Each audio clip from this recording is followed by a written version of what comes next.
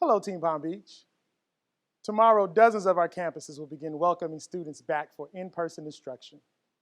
Then, on September 21st, all 179 district-operated campuses will be open to every child whose parent wants them to return to our schools.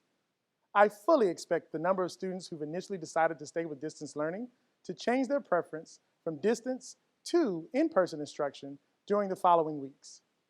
As a district, we are committed to equity, access, and excellence in education for all children. Until all children return, we will operate a synchronous mode of instruction as approved by the school board and the Florida Department of Education. In most cases, educators will teach children in person and remotely.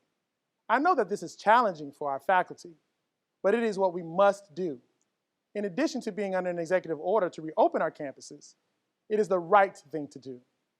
Parents must have a choice. We are in the business of educating children.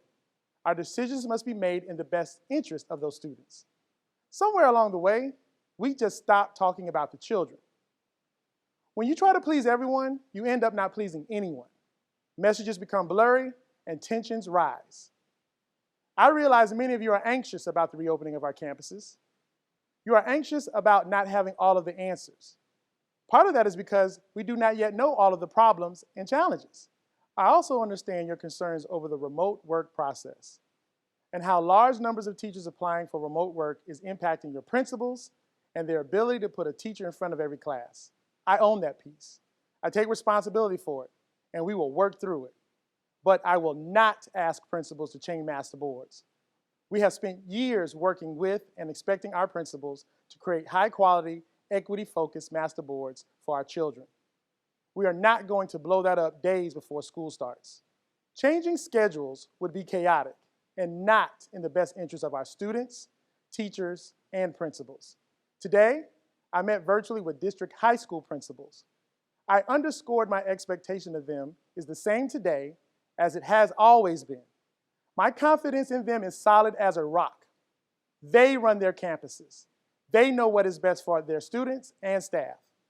And if I made them feel that they don't have the decision-making ability, then that is also on me. We must all stand locked armed together with our school-based administrators. As district leaders, we have made high-level decisions.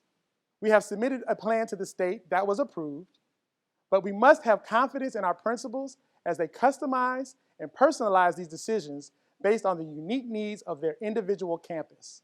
Finally, let me remind you, it gets noisy before it gets calm.